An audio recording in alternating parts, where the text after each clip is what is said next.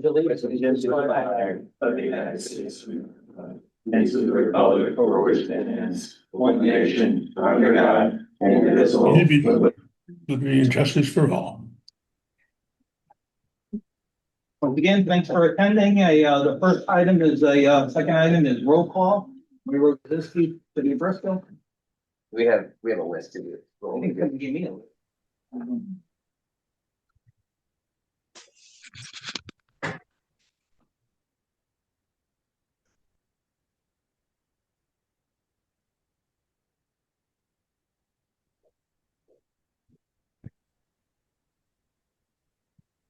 Do you want me to say the names here?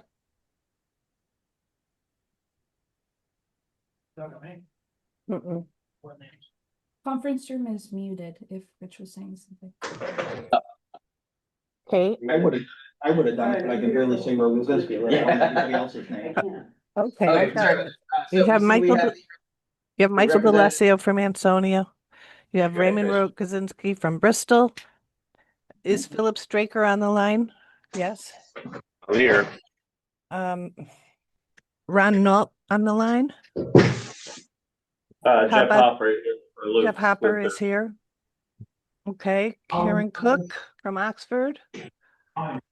Replied yes. Joseph Subneski, Yes, I'm here. yes. Brian Nesteriak, Here. First Selectman Saleo, Present. I don't want to get in there. Roy Kavanaugh, Jerry Lukowski, Here. Jerry Bukowski. Panevich, gotcha. Yes, sir. Okay. All here. Paul Zulpa. I'm here. First Selectman Zulpa. First Selectwoman Dragonis. Mayor Sikorsky, Here. First Selectwoman Mar. Here. Those are all the people that replied that they would be present.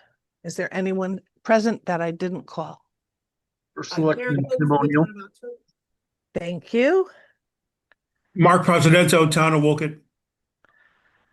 All right. Anyone else? All right. Thank you.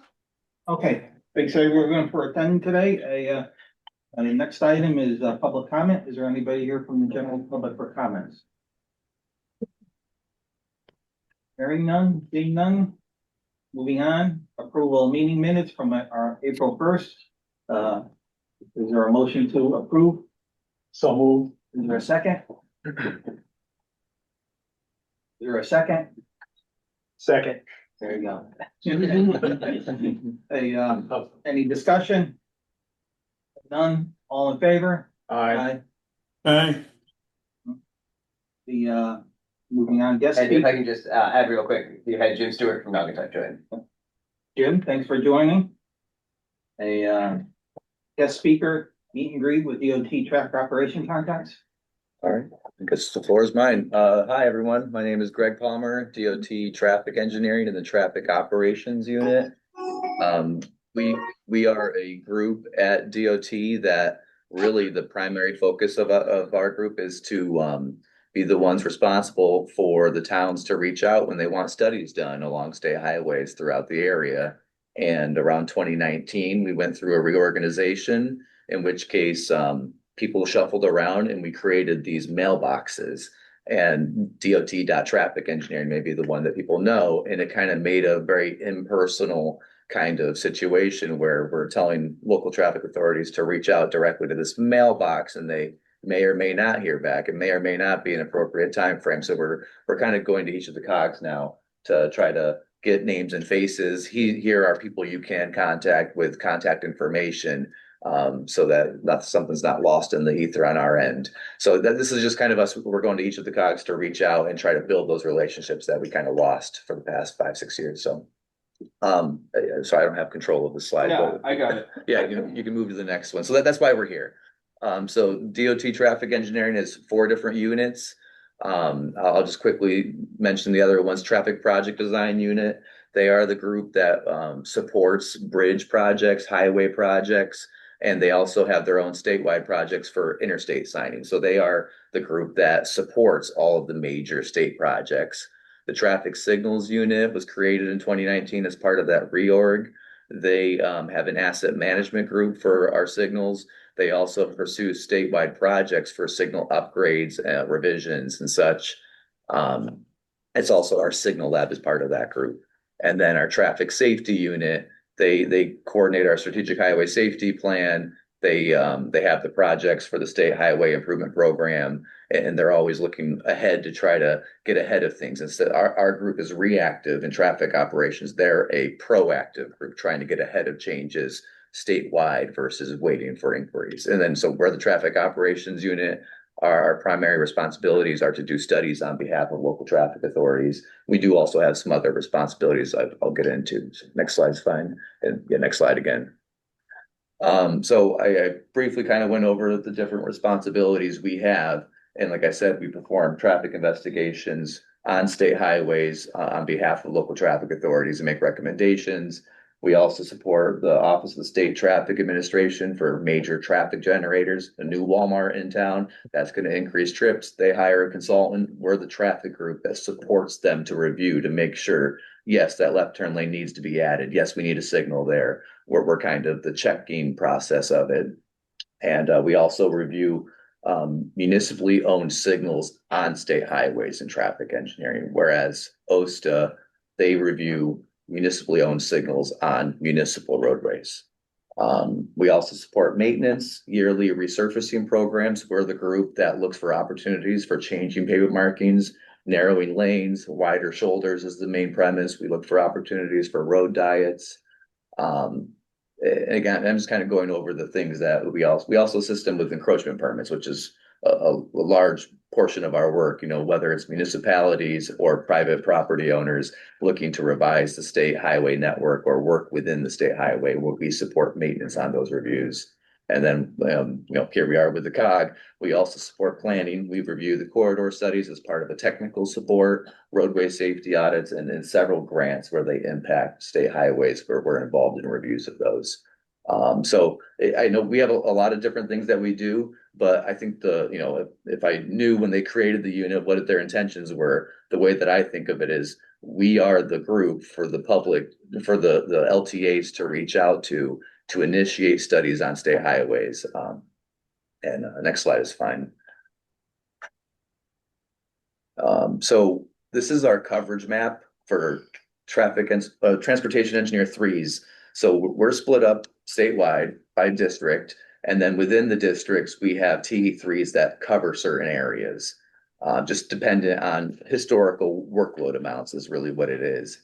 So that mailbox I mentioned earlier is in the top left. That's kind of around 2019, people got shuffled around. Some of those personal connections that local traffic authorities or other municipal officials had with the DOT, they changed, and they were kind of told, contact this mailbox and that'll get to the right person, which I don't know what we were thinking, to be honest, a little bit. I think we had the best of intentions to make an easier program for ourselves, but fully realizing that it hasn't really worked out in the past 6 years. And since I've come into my role 2 years ago, my personal opinion of it, from when I was in District 1 traffic operations for 12 years beforehand, is that it seemed like things were escalating more. Things were getting to legislators, things were getting to our commissioner more often than they used to. And we really want to build those relationships with the towns and be able to, explain what our recommendations were and why and such. So this is kind of an effort to try to get back to what I think is a more appropriate situation, so towns know who to call with questions or checking on status. Next slide is fine. So for NVCOG, I did this. Sorry, I know a lot of the town names got cut off when I was in Bluebeam trying to figure this thing out. But so with me today, I brought the representatives for these different areas. So NVCOG is split actually between 3 different districts. We got District 1, District 3, and District 4, of which most of it is District 4. So for the town shown in orange there, Obi, who's here with me today, is the contact. She's not the only contact, you're welcome to call me. There's other people too that on the next slide. And then for District 1, the town's in yellow, we have Christy with us here. And for Shelton, we have Nizana here. So these are the three main contacts for the towns for this region. Next slide is fine. And then, again, you guys have this slide deck, but if you want me to share it over email also, I can do that. All of our contact information is here. So on the bottom there are the TE3s that are here, and all the way on the bottom, you can see who corresponds to what. The people not with us here are the supervising engineers in between. Though they do cover the towns also for certain reviews, we are kind of set up weird right now. Kevin, all the way in the middle right, he covers the entire state for pavement markings for resurfacing projects. So these guys kind of have subject matter expert things in the middle. So not everything with the town may go to them. So really the TE3 is the one that should know everything about your areas. But if you ever try to reach out and for some reason they're out of office, you are welcome to call anyone on here and we'll get you to the right person. So again, here's our emails, phone numbers, names. You got some of the faces here in person today, not all of them. But again, we're trying to get that information out there so people know who to contact. Next slide is fine. I mean, local traffic authorities, they go through training at times and they know, usually what types of things they can request. But this is just kind of a slide of the typical things that we do see from LTAs, whether it's existing traffic control signals for revisions or whether it's a existing uncontrolled intersection that they think a signal study should be conducted. That is something that would go to our group. I mentioned signal revisions, but location that has older style pedestrian facilities, we can review those. One thing with our unit is we are kind of limited in the work we can do in the field because we don't do state projects. We're a non-project unit. The work that we do, maintenance is the one that ends up constructing it afterwards. So you may see responses from us at times. We will need a project to do this, and we can recommend it to be included in a project, but we don't control those projects. So we're kind of limited. So you may see something like, okay, we reviewed this location for pedestrian upgrades. We can't do it right now because of X, Y, and Z. You need to construct sidewalk ramps, underground trenching, this and that. We are going to recommend it for a project, in which case it'll take 6 years. I've sent a lot of responses like that. It makes me feel silly, honestly, to say like we acknowledge the issue here, but we can't do anything about it for 6 years in a state project.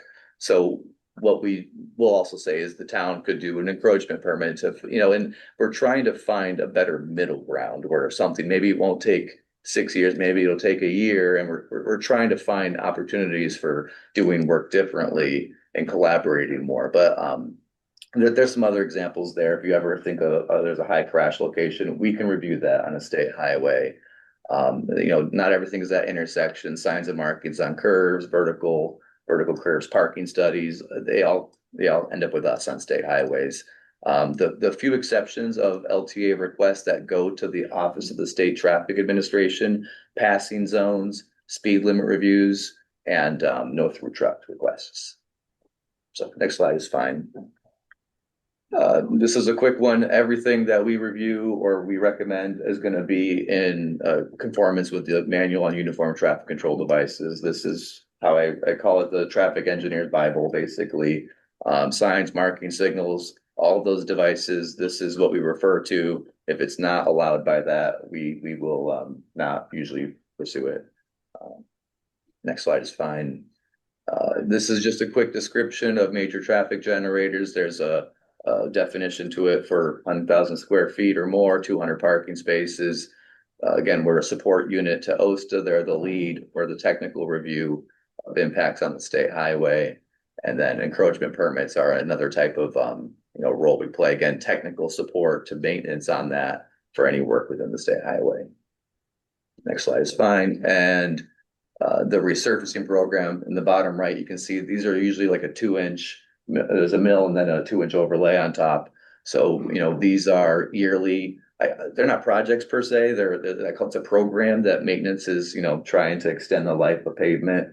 They're usually on 15 to 20-year cycles. But again, it comes to us, we're a support unit to maintenance. We develop plans for what the markings look like because it is kind of like a free project. If you have a 4-lane roadway and you can pursue a road diet based on volumes and such, you have an opportunity to do that. So it's good to look at them for not just put back what's out there, which is what we did for years and years and years. We're really trying to get a better product under those situations. It is restricted though to curb existing. Next slide is fine. And then while I'm here, I just wanted to do a quick plug for road diets and how beneficial they are. 4-lane folly is what they call it. You know, the leftmost through lane. Someone wants to turn left, they block everyone behind them. It might as well just be a left turn lane, especially during the peak times. And again, we really believe in them. We're trying to find opportunities for them. And we went through a safety group did a feasibility study probably like 5 years ago, in which case they identified several, and now they're picking a handful to move forward. But we kind of do refer to that list as things come up. If anyone has locations that they're curious about, feel free to reach out and we can do some digging on that. Next slide, please. And buffered shoulders, again, under our resurfacing programs. This is something a bit newer. We started last summer, but we used to do narrower lanes, 11 feet. We're still doing that. But the issue was when a shoulder gets wider than 8 feet, people tend to drive it as a lane. So they're treating it like 2, unfortunately. So what we were doing is we tell maintenance, okay, 11-foot through lanes, but only a maximum 8-foot shoulder. And there are some really wide roadways out there. So you'd end up with a 15-foot lane and an 8-foot shoulder, which, you know, I think theoretically, the wider the lane, the faster people tend to drive. So we're trying to eat up space by still providing 11-foot lanes, providing the wider shoulder, and we're striving to get a 5-foot shoulder. You know, under this process and the maintenance resurfacing program, we're not currently marking bike lanes, but we're kind of setting it up a little bit that a municipality could come in afterward. So I won't say DOT won't ever do it in the future. It's just there's going to be more effort as far as coordination with towns on parking impacts. And yeah, so this is just kind of like something new. You might see it more, but you know, we're trying to really provide space for vulnerable roadway users. And might be one last slide. We came out with a quick build program in 2024. We haven't really had a lot of applications for it yet. So again, I just wanted to do a quick plug on those. So what this program is let's say you have a location with a wide shoulder with some on-street parking, but you're having issues with crashes or visibility to pedestrians. Instead of tackling a streetscape project right away that does bump outs or other types of pedestrian refuge areas where you pull them into the not into the intersection but closer, you could do these bump outs with a quick build directive with these flexible post delineators, and you can test it out essentially before you pay for a large scale project. Again, so this started in 2024.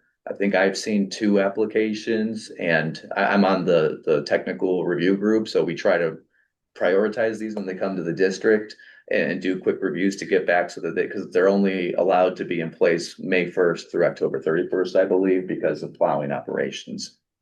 Excuse me. But if you have a corridor or a location where you want to maybe pursue a streetscape and really provide this better overall environment for other roadway users, create a buffer for the on-street parking at the appropriate distance. You know, this might be something to check out and coordinate further with your COG, or feel free to call if you have any questions. And the bottom right pictures there are in Bridgeport on Route 130. There's some RFB crossings. People were parking in the middle of the intersections everywhere. There's just parking. So, you know, these were put in to kind of restrict that. And hopefully Bridgeport, maybe if they like this, will coordinate with their COG to pursue something more long-term afterwards. And it's not just for, there's other things you can do with a quick builder and the link's right there on that, and I can share it afterwards. But again, I just wanted to explain our group, the people that are most involved, what we do, and do a few quick plugs for some of the more recent things that we're trying to push. Yeah. So, thanks for coming. Honestly, I can't thank you enough. I think that, you know, I 100% support even the concept, you know, of being here, trying to put, you know, like the face to them, you know, to us people that, you know, in the municipality that deal with you, you know, all the time. So I commend you for that. I don't even know if we've ever done this, but I'd like to have a motion even to like send Greg that, thank you letter on behalf of, NVCOG. You don't need a motion for it, we can just do that. The whole concept, I won't ask you tough questions like, why is why are municipalities own traffic signals on state intersections when we need an encroachment permit to do anything with them? Or like when a traffic signal goes out on a state road, like goes dead. It's not always stop. DOT doesn't put stop signs, we get called 2 o'clock in the night, incur overtime, and I'm like, why are we incurring overtime instead of the state? I won't ask you those. Yes. I won't ask you those 2 questions on whether you should even put stop signs, or not. But honestly, I guess, you said, traffic operation, your unit supports maintenance. I actually thought that you were like a conduit to maintenance. Like if I had a maintenance issue, we would contact your group. And to a certain extent, once again, being in Public Works in Bristol, we just took over maintenance of our traffic signals. So historically it's been PD, now it's Public Works. So I get a little bit more involved. But in general, and I probably will still continue to do it, like we really use our legal traffic authority as a conduit, to your unit. In general, we don't, bombard you with questions, something, if we have you do something, it will be through our legal traffic authority, but, I appreciate everything you said, Yeah, and if I could just, on the item regarding maintenance versus operations, it really depends on what the request is. If it is an encroachment permit where a third party wants to do work within a state highway, the permit office and maintenance is the lead and we support them if they want our help on it.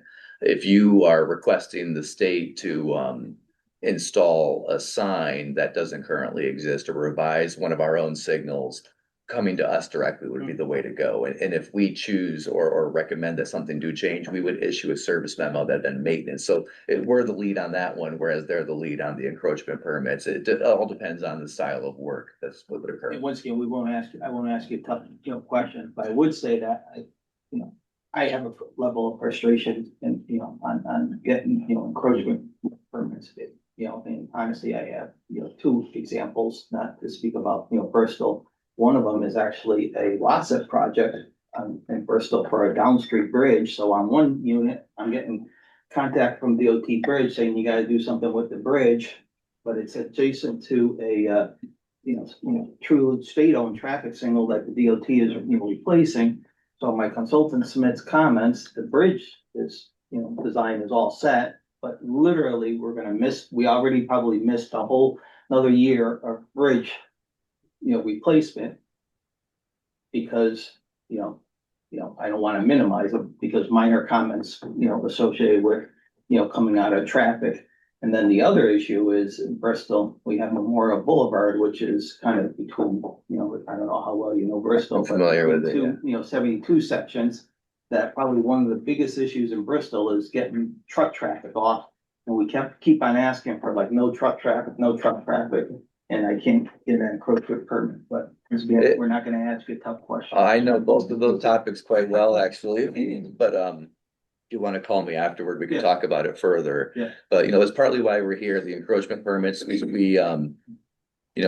detailed. We want to make sure everything looks correct on there. And I think we're going to try to, figure out like what's the risk of this moving forward versus it not moving forward to try to scale back maybe how intense we are on it.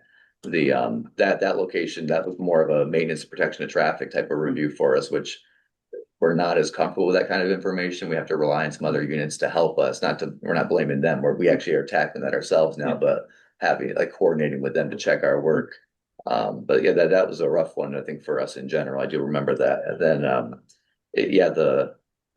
the trucks on that roadway, that's, I know we said no to the pavement marking symbol but we might be more open potentially to like text ones, which I think maybe you were asking at one time. Yeah, once again, I don't want. Yeah, we can talk about it afterwards. I'm familiar with both. Yes. Like 5 different things.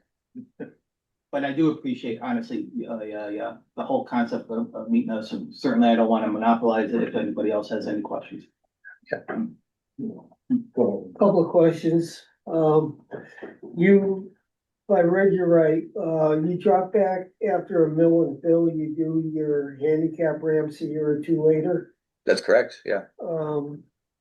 Why would you do them after the mill and fill and not before? And related question, I thought the FHWA mandate is you have to make it ADA compliant at the time of the major Yeah. project. I'll do my best with it. So the maintenance resurfacing program is like a maintenance activity. So they're the leads on it as far as the timing of it and such. We really our role in it is pavement markings for the most part.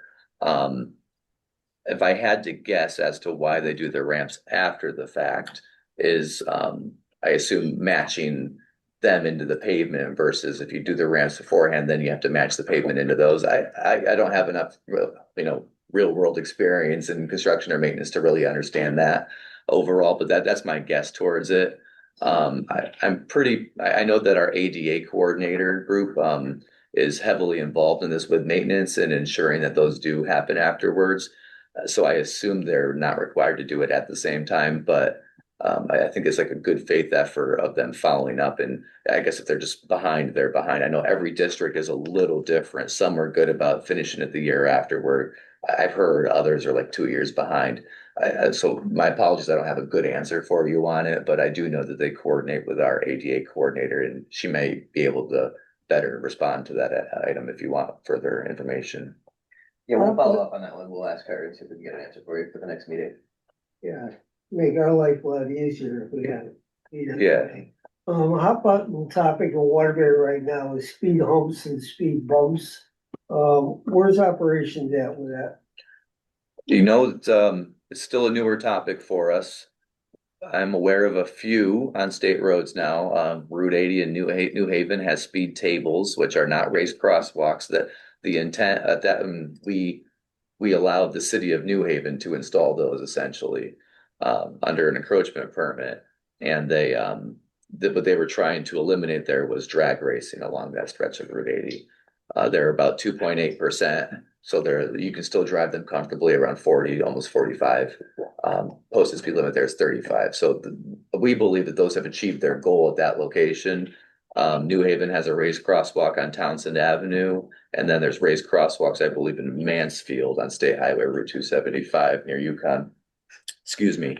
I actually was just in the field on Monday with probably more people than we should have been with Stanford, to observe one of our plow trucks going over some of their raised crosswalks or raised intersections in Stanford, because we're trying to figure out what a standard would look like.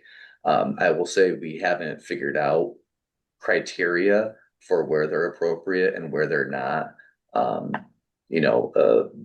right now we're reviewing some proposals from Stanford. So I guess right now they're all, I think, municipally led type of encroachment permits where we're reviewing them. And mostly what I'm looking for is like, what's the posted speed limit and what should the appropriate grade be? And we're in a little bit of I don't want to say a battle, but a discussion with maintenance about what the grade of these should look like. Because, I can sit in my office and be like, yeah, we want to slow people down because speeding is an issue. We want pedestrians to really, benefit from that aspect. And maintenance is like, well, we don't want our driver to get their teeth into the windshield at the same time. So we're trying to figure out what is a good happy medium.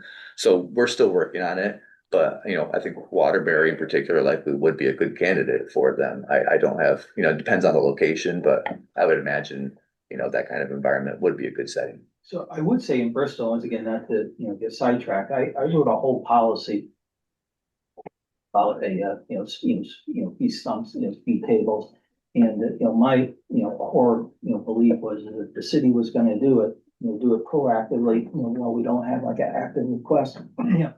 Because you do want to set up a criteria of, and I don't even say this negatively, the ability to just say no, because otherwise you find yourself saying, yes, to everything. So try to set up a criteria when you would do it and when you wouldn't do that. And once again, do that in a vacuum or, you don't have an active request.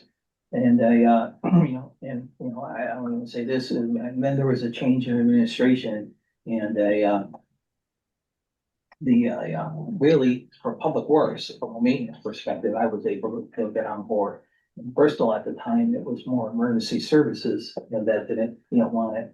But it wouldn't surprise me that, you know, issue in Bristol comes back. And once again, I kind of stand by, you know, just, you have to define the criteria of the roads that you're gonna do it, so you can say, no to the location, you know, like people are asking them, you know, like on short dead ends, so, and to a certain extent, probably the distribution of, for lack of a better way to say it, the distribution of, road characteristics probably varies more on a city, like Bristol or even, Waterbury as opposed to the state. I would think state roads are generally, homogeneous in the sense of, characteristics, Yeah, I think that's a good point. And I do think the state will overall be selective at first as to locations we allow, more so than not. Kind of like roundabouts. Roundabouts, we're very particular with the roundabout committee and making sure they're designed because we don't want to ruin their reputation along state highways mostly still. So, but I do think we're getting to the point where we're open to it more so than ever before. We just haven't really figured out what roadways will they be allowed, what exact criteria would they look like. It's kind of a work in progress, but definitely conversations are happening. I think you'll probably see, I imagine, some sort of engineering directive or bulletin on it at some point if we ever do develop better practice. That's what you do.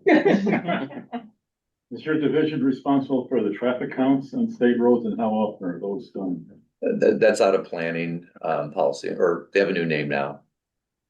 I forget the PTI Technology and. Thank you, yeah. But yeah, they so we actually need counts all the time, whether it be, we don't do projects, but projects need counts, and through our work, if we get an inquiry, we can't rely on 1998 data sometimes that we have in our files. Maps from you. Yeah. State maps, and they don't show counts on there, and just wonder. Yeah, How often are they done as a standard, thing every year or whatever? It depends on project. yeah, I really don't know. But I know what group I would ask in planning if you would like a better answer on it for sure. Yeah.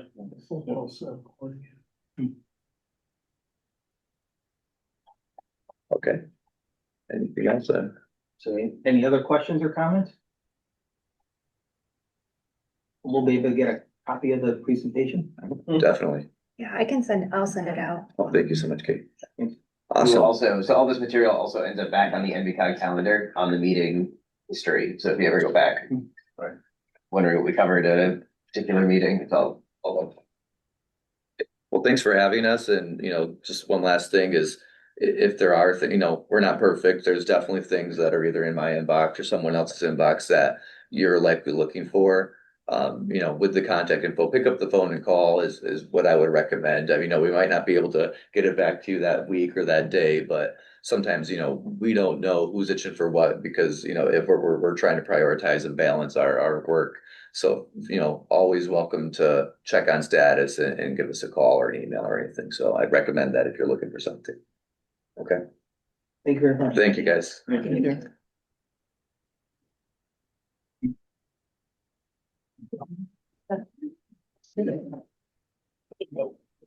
Have a great day. Take care, guys. Thank you. And Next just item, and did not transportation planning, in the back, right? maybe structural update, right? Okay, that's great. Thank you, guys. Yeah, so I apologize to all of the elected officials in the room who have already heard this at least once, done twice, but we just wanted to share that we have done some reorganizing ourselves here at NVCOG in a way that will impact those of you who are public works directors and city engineers. And so we wanted to just present on that, as well as introduce a couple of new staff members who are joining us today. So to start with, what used to be NVCOG Transportation Planning and Community Planning are now combined into a new entity we're calling Integrated Mobility and Community Planning. Really, this is a change designed specifically to make sure that we're actually doing the coordination between transportation and land use that we have all been talking about wanting to do for a long time. When we do these things, when we plan for these things separately, we end up with all of the same problems that we've been building here in Connecticut for the last 100 years. And this is our opportunity to start fixing some of those mistakes. There's a lot happening at the state level in support of tying these two things together. And so we wanted to take the opportunity while we had the chance with staffing to pull these two groups together, organize it into a single planning group, that is focused on making sure when we make decisions about either land use or transportation, that they are cohesive and designed specifically to help prevent more safety issues, more congestion, and more inefficient use of space, especially here in our urban areas. And so, just very briefly, I want to go through who is doing what within the department, so you know who to reach out to if you have questions or if you want to just learn a little bit more about what we're planning to do. So first, Kate Pipa, who has been a senior transportation planner with us now for a while, a year, I guess that title, is going to be the supervising transportation planner. So the full transportation staff is now going to work under Kate, with the exception of Joanna, and so Kate will be responsible for everything on the transportation side. On the community planning side, we have Lana Harrison, who has been acting as our community planning director. So the full community planning team will be working under her. And every time we have a project, we'll make sure that we have somebody from both sides looking at that work. We also have Nicole Sullivan, who has been working as our COD coordinator, or sustainable communities planner is the title she had been carrying. She's going to come in and really work as the organizer of all of this, the person making sure that we're hitting the deliverables at the right time, that we're putting the right eyes on the right projects, and we're associating the right resources with the right projects, and that all of this is done in a way that helps support our relationship with external entities like the Connecticut Municipal Development Authority. And then lastly, Joanna will remain a senior planner over the transit planning work. So she's going to focus now solely on transit. We as an agency have a ton of opportunity around what public transit in our region looks like. We've not always been the strongest on planning within this area.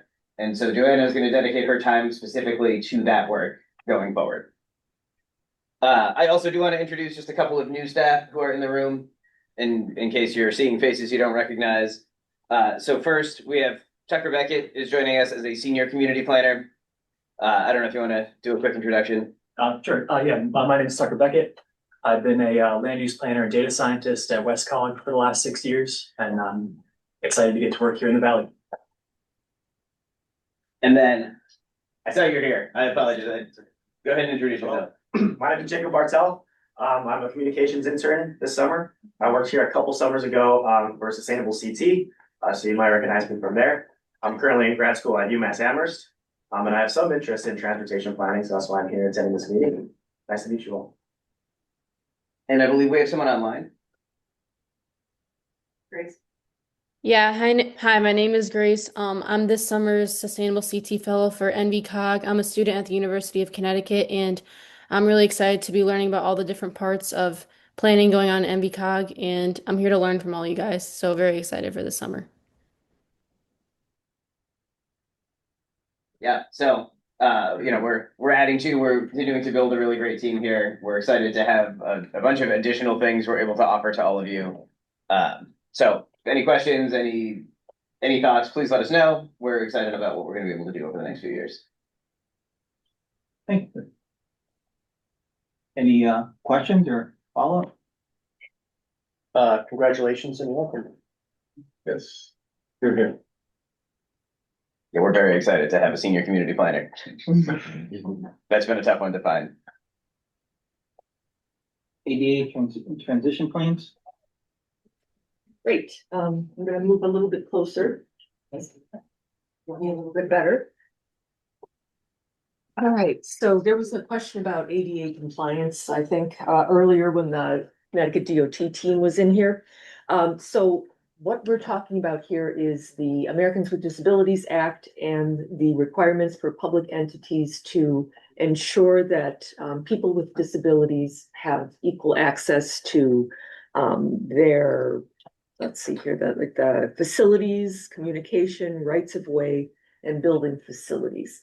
So back in 2022, the Connecticut DOT sent out a survey saying, hey, do you guys have an ADA transition plan? Have you done a self-evaluation of your town's facilities? Do you have an ADA coordinator? So based on that, what happened was ADA put together a unit and a ADA compliance assistance, and it's called the ADA Title II Municipal Support Services Program. So what this group is doing is it's helping the municipalities with the self-assessment and with putting together transition plans. So what the state is doing is it has secured a consultant beta group to help with identifying public rights of way in municipalities in the state. And there's going to be, I'll show you in the next slide, just a minute though. There's going to be helping write those ADA transition plans, and before that to help do the self-assessment. So the other thing you should know is that any public entity with 50 or more employees needs to have an ADA coordinator, go through this self-assessment, and to have an ADA transition plan in place. Now, the state has gone through all the 169 municipalities, only 2 do not have 50 employees. So everyone in the NVCOG does have 50 employees, and they're required to put these plans together. Next slide, please. So what are these ADA transition plans? These are the elements of these plans. You can see there's a lot of these elements. However, the what the ADA, the state of Connecticut, the ADA group is doing, if you could go to the next slide. Yep, so the ADA group at Connecticut is going to be looking at sidewalks, transit facilities and services, curb ramps, multi-use trails, pedestrian signals, bus stops and shelters. So what they're doing is they're going by region, and the Naugatuck Valley Council of Governments is the first region, and it's taking all 19 towns and offering them assistance with the self-evaluations and with putting together these ADA transition plans, collecting the data. The NVCOG and the regional councils will be repositories for the data that gets collected, and the regional councils of governments will be helping the towns keep this ADA transition plan up to date. So this is meant to be a living document.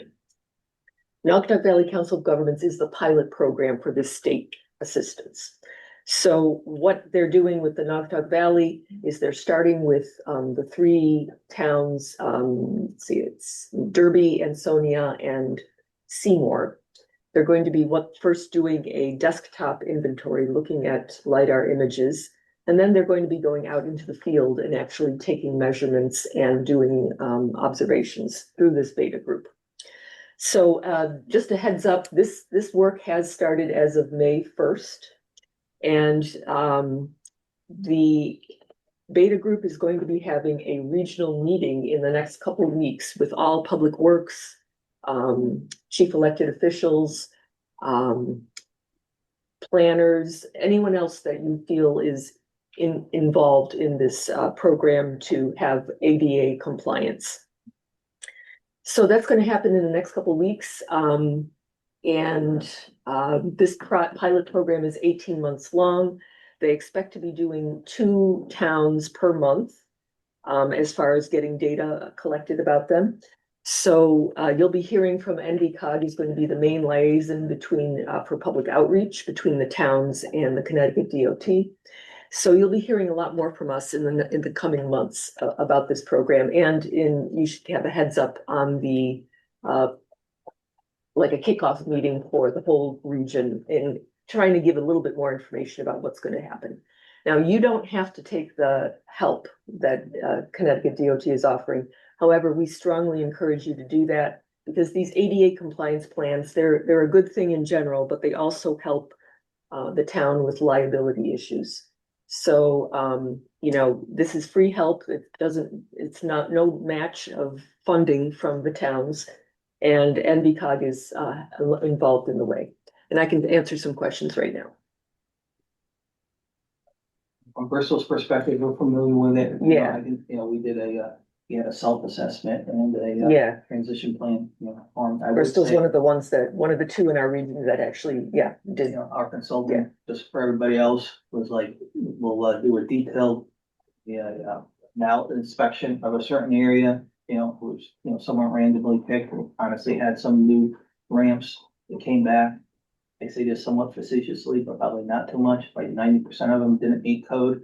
And the consultant was like, well, you know, we'll inspect all of them in the city for like 50 grand. So it was like, you just told me 90% of them. When I spend 50 grand, I'll be better off spending the 50 grand, you know, doing ramps as opposed to you telling me that 90% of them, don't comply. So, and in all fairness, also that community conductivity has been a very good resource for us to do a lot of ramps. Right, right. Yeah, and that's the thing during this 2022 survey that the state did. That was one of the main issues is funding to actually comply with the ADA rules. So, yeah, I hope that towns will take advantage of it. Regardless if you are going to participate, the state will be doing their own assessments of state right of way in your towns, for their own, liability issues that they're trying to do compliance as well. Any other questions? Okay, you'll be hearing from us soon. Thanks. Metropolitan transportation plans. Okay, you're not done with me yet. So one more thing. So as I mentioned a couple months ago, the Metropolitan Transportation Plan is being updated for the years 2027 through 2055. We do have project lists together and I'm going to be sending them out later today. We need to have these project lists reviewed by you.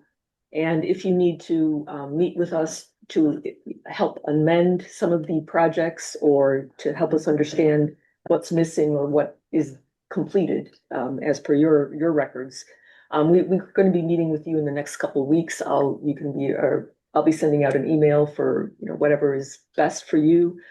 And yeah, and by July 1st, we need to have all these projects entered into the Connecticut DOT system for air quality modeling.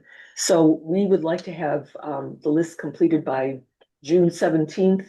So like I said, I'm going to be sending you your individual town lists today. Happy to, if you have some time afterwards, I can maybe share some today with you.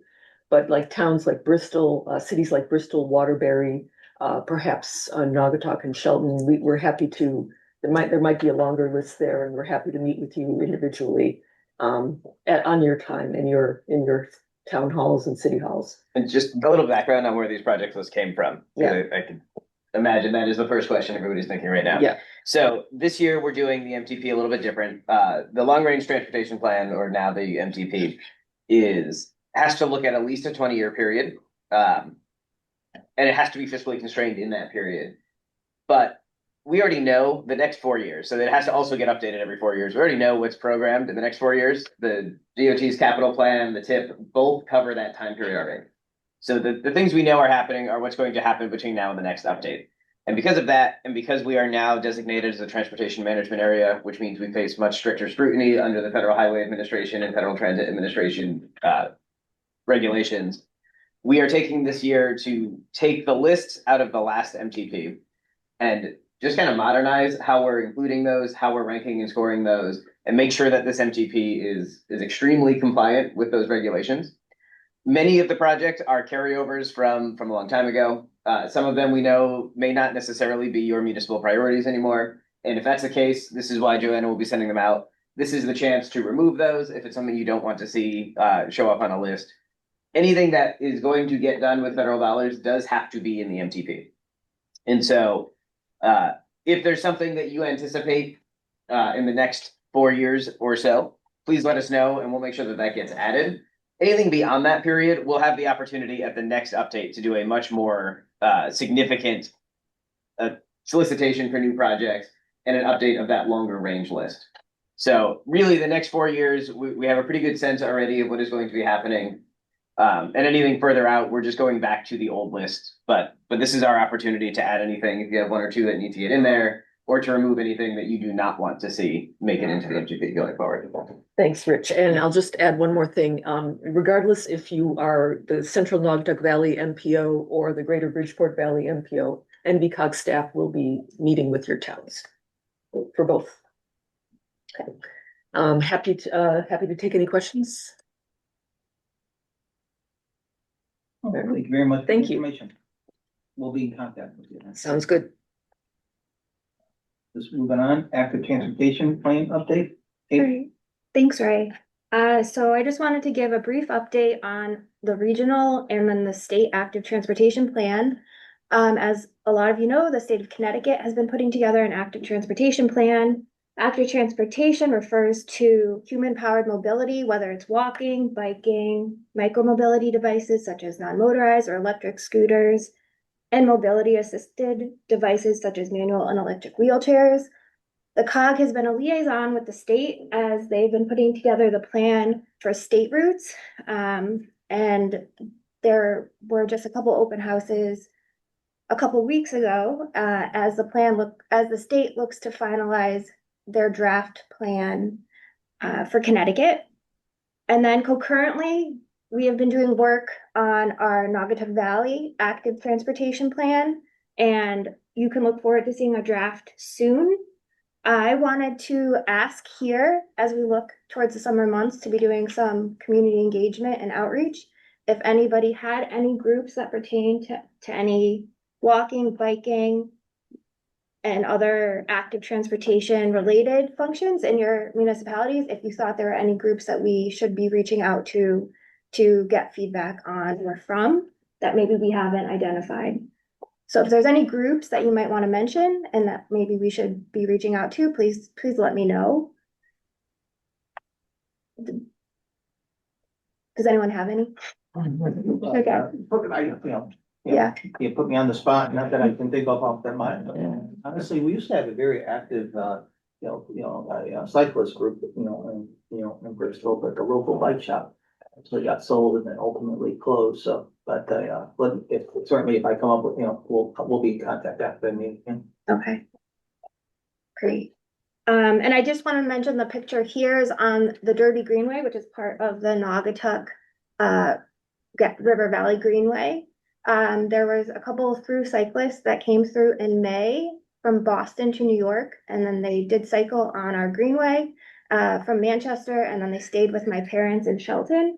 So I just wanted to showcase that once we create this Greenway, you can probably expect more through cyclists, which can support local businesses and more traffic on two wheels through our region. I just thought it was a neat thing to share. I guess I do it as something that maybe I should know. Maybe there's a website. Is there a map or direct us to a website where all the major bike paths do fit in and where the links are lacking or where they are? So for Connecticut?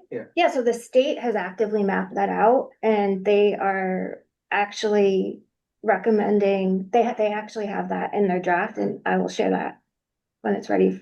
So if we have feedback, we're definitely representing our region in that process. But they've done a really good job of mapping out at least the state level routes and the trail systems, and we'll be recommending gaps to fill through that process. Yeah. Okay. And I guess I can go to the next slide. Okay, so I am making this announcement on behalf of Tayo, who has been the liaison for the Active Transportation Microgrant Program for NVCOG. A lot of you have already applied to and received grants through this program, and I'm just reminding you that the Active Transportation Microgrant Program is currently seeking next round of grant applications that can provide grant opportunities to municipalities, schools, school districts, health districts, and nonprofits for small transportation projects. The goal of the Active Transportation Microgrant Program is to provide equitable, safe, accessible, and sustainable access to transportation by making conditions safer for people of all ages to walk, bike, and roll, thereby encouraging more people to use these healthy and environmentally sustainable modes of travel. So applicants may apply for up to $5,000, not more than twice a year, for any of the following eligible items: bicycle helmets, locks and lights, bicycle maintenance training materials, maintenance training and materials that are not infrastructure, rental of bicycle fleets and or purchase of bicycles, including adaptive bicycles, league cycling instructor trainings or other safety trainings with prior approval, materials for pedestrian and bicycle safety education, safety or high visibility attire or gear for active transportation users, scooters that are not e-assist, bicycle and scooter racks for permanent installation. The grant does not cover installation, bike repair kits, bike repair stations for purchase only, not the construction or installation of them, and then reflective stickers, cones, or bike wheel spoke reflectors. So the next round of applications closes on June 12th. And application forms will be sent again to TTAC members after this meeting. Completed application forms are to be returned to Tayo, who can be emailed at eolaleye@nvcogct.gov. We'll send this out as well. And he can answer any of your questions. Just an important note, we've been incredibly successful in this. 18 out of 19 towns have already received money. And we as a region have taken the largest share of this program so far. There will be no funds left in this year's cycle after this quarter's deadline. So if you intend to apply this year, you should apply this week. How long, can you remind me how long we have to use the dollars? A year from the date of actual award. So it takes us several weeks between when we submit and when we can get checks out. And then you have a year from that date. Okay, so there won't be another one after this? Until January, assuming it's funded again next year. Okay. We have another plan. Great. I was gonna try and do it closer to school, but I'll do it now. Yeah. Yeah, definitely get them in. The first year was 500,000. This year it was 750,000. And clearly there's a very strong demand that the funding will certainly be gone by the end of this quarter. Do you know who's included in next year's budget? I believe, I actually, now that I say it, I think they have already set aside another 750,000 for next year. So I'm just about 90% sure that there will be funds available in next year's cycle, but I'll have Ty confirm. And only 2 per town? 2 per entity. Oh, 2 per entity. So, per year, yes.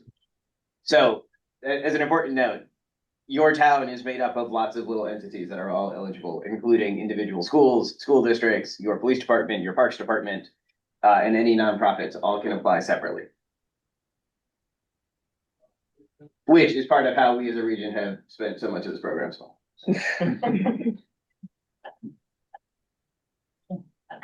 Any questions or comments? Thank you for the information. Not going on to environmental planning. Hi, Vicky. I'm excited to announce that we received a $200,000 grant from the Long Island Sound Ecosystems Grant, offered through Connecticut Deep. And this focuses on green stormwater infrastructure and a retrofit assessment along 5 municipalities in the region, Thomaston, Watertown, Waterbury, Naugatuck, and Beacon Falls. So we're really excited that this will allow us to create a portfolio of green infrastructure projects that can help reduce water pollution from stormwater runoff in the region. And currently we're in the contracting process with Connecticut Deep. So if you are one of these municipalities, you can expect us to be reaching out after that finishes up in the coming months for next steps, but just wanted to let you all know. And also I have a printout of the priority areas that we will focus on from the grant for the towns that are involved, in case you wanted to refresh your memory on that. So happy to take any questions you might have. No, go ahead. Go ahead. No, I just said this will include everything from like hydrodynamic separators to water quality swales. And I mean, what is this? A kind of an open-ended, water quality thing here. Yeah, it's very open-ended at this point, and that's why we're having a working group with all 5 municipalities so we can get ongoing feedback from, all of you. But we left it very open for the design process, and it will be kind of an iterative process that includes your feedback along with also public outreach. So we get a lot of ideas together, and hopefully come up with projects that actually would work for the municipality, because we know there's often maintenance concerns, so we're not just gonna come up with these grand ideas without them really having practical, implementable reality. Yeah. Molly, do you know when you might have some kind of idea on what type of support resources you're gonna need from municipalities for this initiative?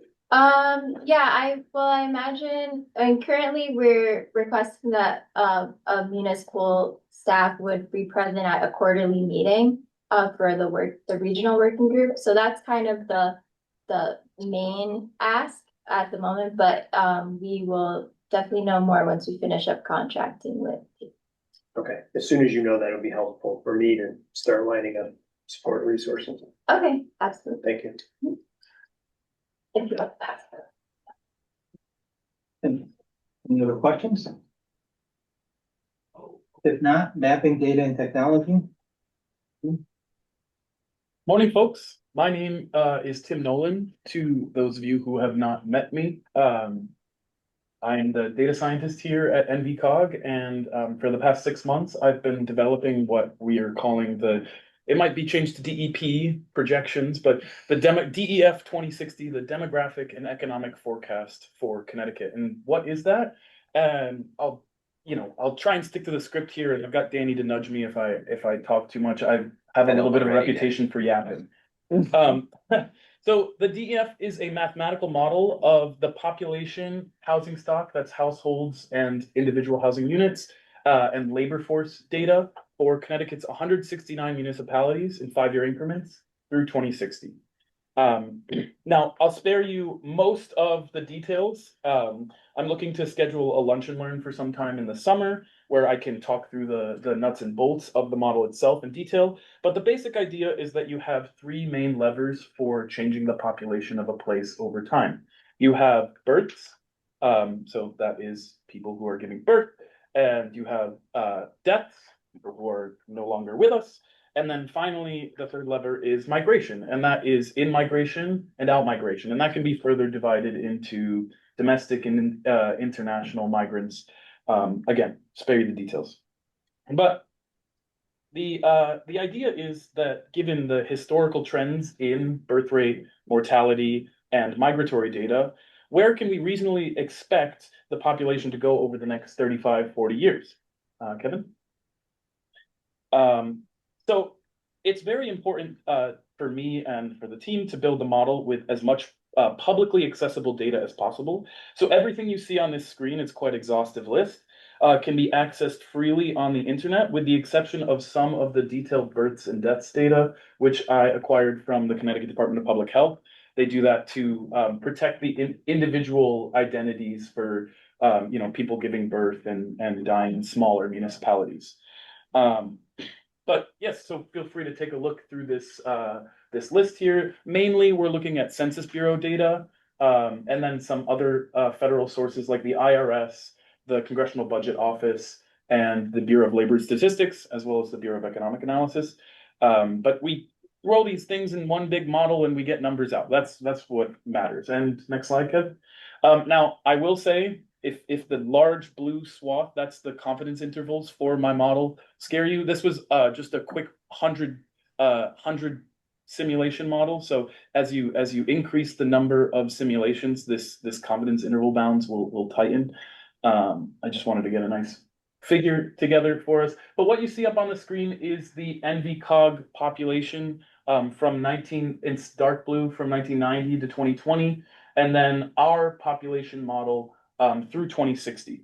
And you'll notice that we sort of flatlined in the post 2008 post-recession decade. Cost of living in Connecticut was quite high, and we didn't do a very good job as a COG and as a state really retaining.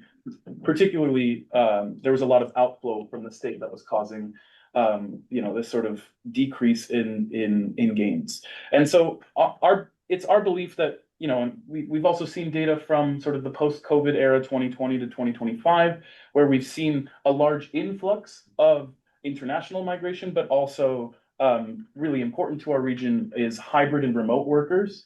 We think that given our proximity to New York and our great transit infrastructure, especially in the southwest of the state, that we can reasonably expect our population to continue to grow. Now, the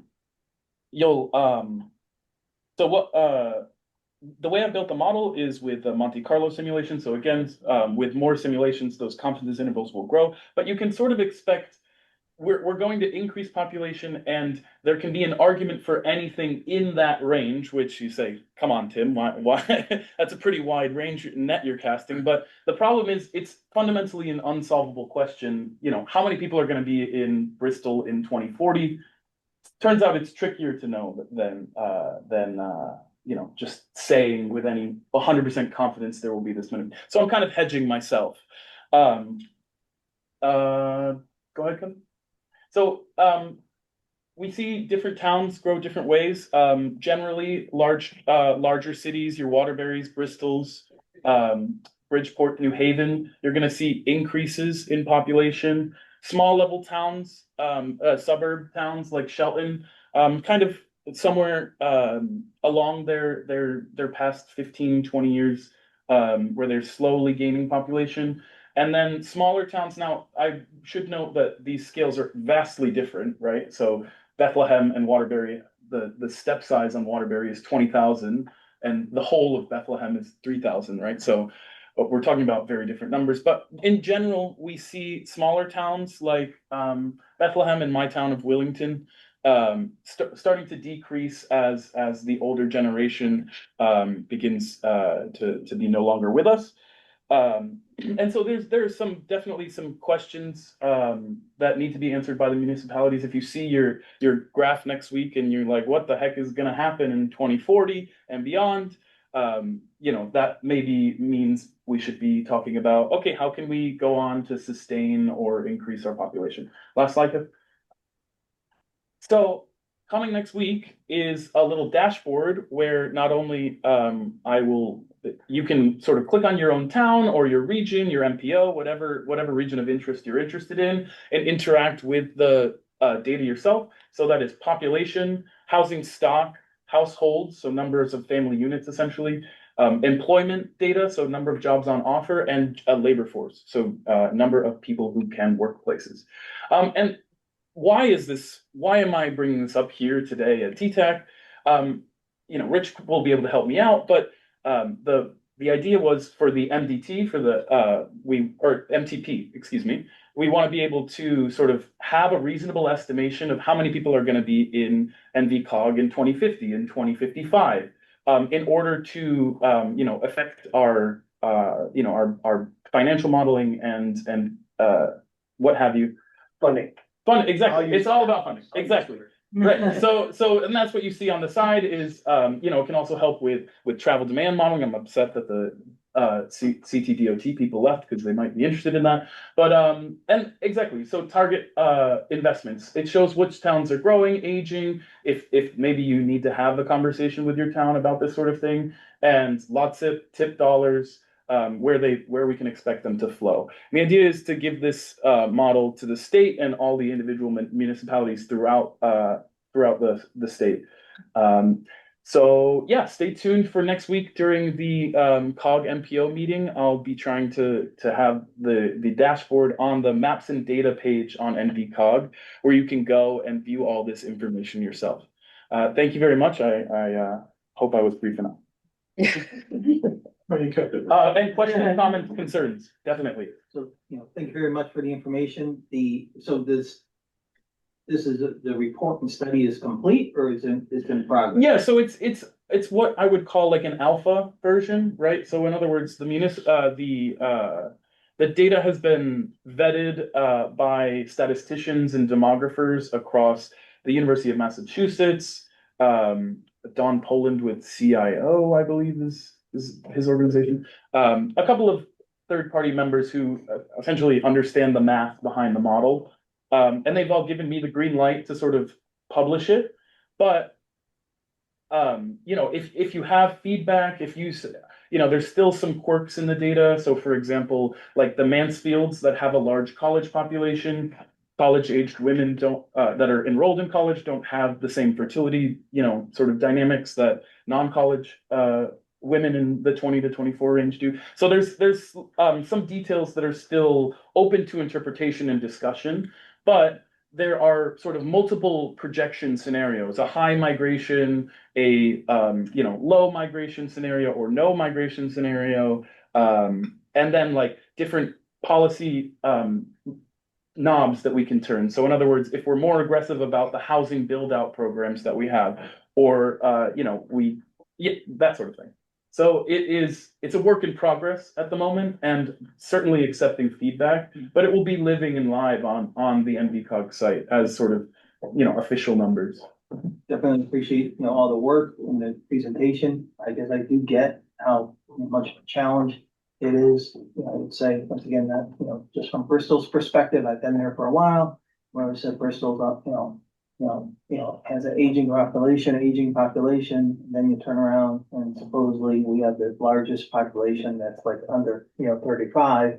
All of a sudden, at first glance, maybe you think that contradicts, but if you really think about it, probably not. That means that at one point we had an aging population that's now getting infilled, as housing units. So to me, I guess I do see the challenge really why it's tough to predict, because to me, so much is dependent upon available housing units and economic, forces. I assume times are better, people move to the suburbs, times, are worse, they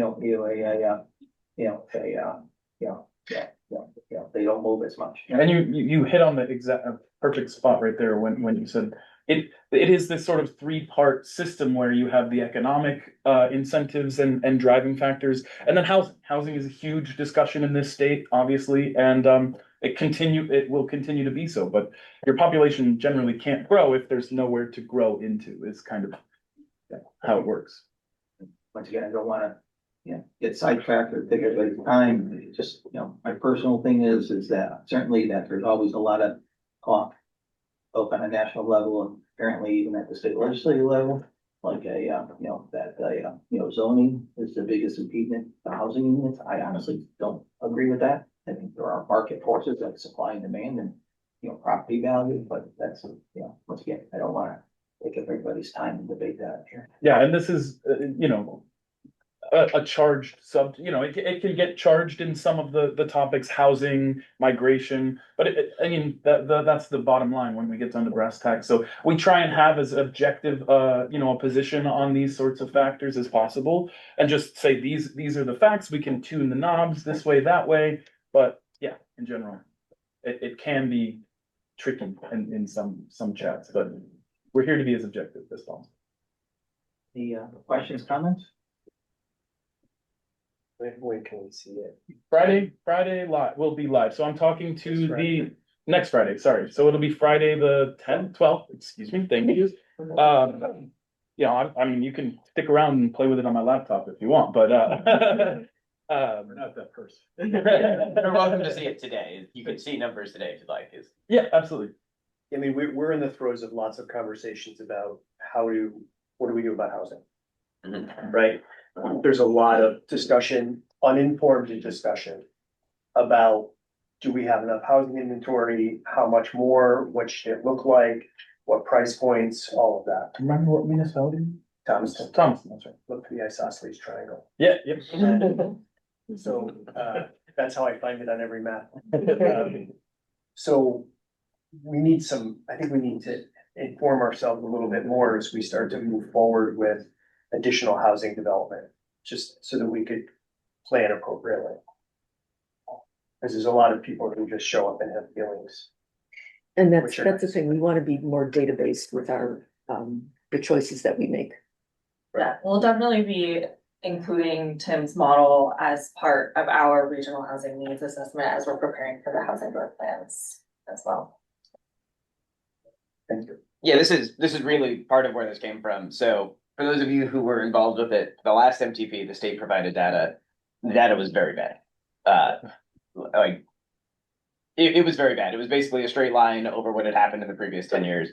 And while they eventually came back with numbers that made more sense to us, we wanted to make sure we had better forecast or forecast that we felt more confident in as we put together a housing needs assessment, a regional housing growth plan, a transportation plan designed to feed that, and a regional plan of conservation and development, so that they all talk to each other. They're all based on the same data and forecasts that we feel confident in, and that we can make decisions based on what we consider to be real world factors of what the future is going to look like.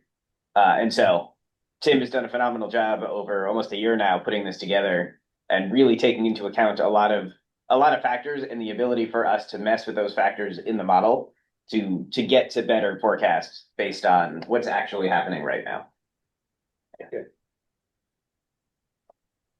Any other questions or comments? If not, I guess the first miscellaneous item, committee is looking for nominations for, vice, chair. So I would encourage anybody that's interested in either, contact me, contact, NVCOG. I guess even beyond that, certainly we want to make, these meetings, productive and beneficial, to all groups. So certainly if there's any ideas either for agenda items or, to, improve, your meetings, by all means, please let me know or NVCOG know. Once again, we want to make them as productive and informative, as we can. I do, appreciate the fact that it seems like the last couple of months, the attendance, has gone up, and honestly, the diversity has gone up. I think both of those are a good thing. I think the more people, look and talk to it, issue, the more beneficial, official it is for the, for the other communities. Never had a vice chair before? No, we did, just say, I think the only criteria is designated by the municipality, and that, that was the issue, Yeah, just for a long time, Sheila served as the vice chair, and she has not been reappointed to TTAC by Shelton or by Ansonia, and so we no longer have a member of the committee in that role. So we can take nominations today if you'd like, as well as if you want to make nominations. Wait till long. In between. Yeah, I'll think of it. Yeah. With that, I believe there is the staff want to add miscellaneous items. Yeah, next slide, Kevin. Sorry for the late addition to this. We just kind of found out about this grant yesterday, so wanted to bring it up for you. Connecticut Deep Urban Forestry Division has recently released a request for applications for the Urban Forest Resilience Program. Up to $30,000 can be obtained for removal of dead, declining, or hazardous trees and stumps, as well as replanting new trees to restore the tree canopy, improving species diversity, and enhancing long-term urban forest health. Each removed tree must be replaced with at least 2 new trees, and a 50% match of cash, services, or in-kind contributions are required. Applications are due by August 3rd, and all municipalities in the region are eligible. I will now take any questions. Any questions or comments? I think just, from our perspective, we probably wouldn't be pursuing, this grant. We have our own, tree crews that are able to maintain, operations, for this.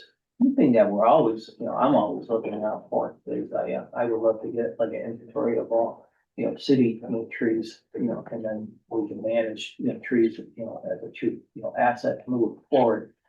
So I always have an eye out for grants that we pay for a complete inventory, You're talking like species and all of that. Yeah. So we're gonna be publishing our, it's not really as detailed as you're looking for, but we're gonna be publishing our tree canopy assessment here shortly. I've spoke on that in the past. And so we're gonna be coming up with an app or a web app to explore that data, but that's gonna be more general. It's just gonna say that a tree is there, rather than what the tree is and its size and all of that information that you're looking for. So I had to feel like I had to plug that. Yeah. And once again, I guess another thing is like, probably like a lot of, communities, especially like in our old historic area where honestly people do appreciate, the trees, but we lose them, over time.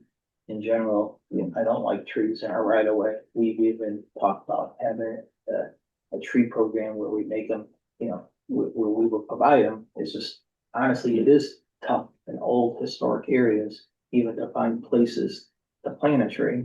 Because even though trees come down, you know, that people appreciate it, that's not always the place to plant a new tree.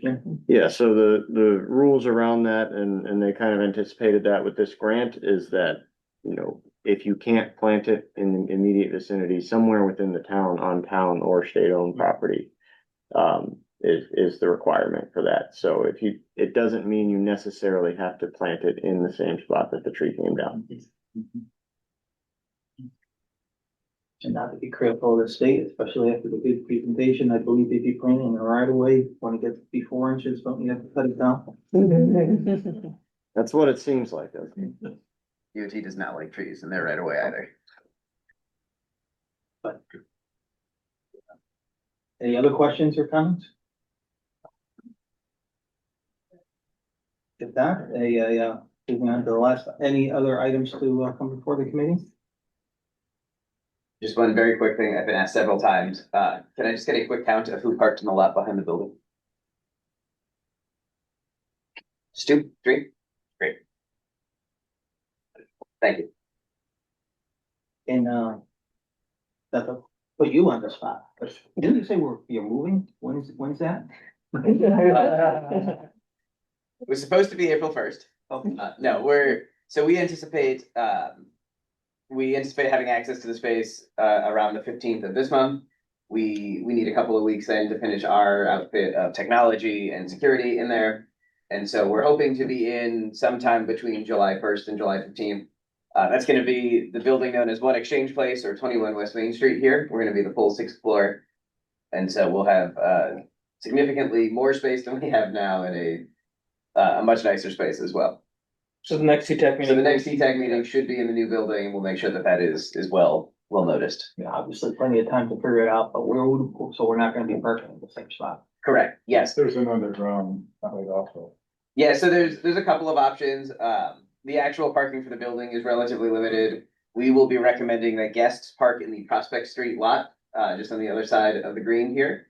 But also the next beyond that available or easy to access parking is going to be the Scoville Garage off of Scoville Street. And so we'll make sure that all the new directions to access the building get sent out with the next TTAC agenda. They have an open house.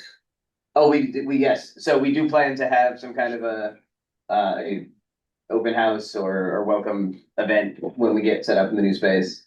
We're very excited to show it up.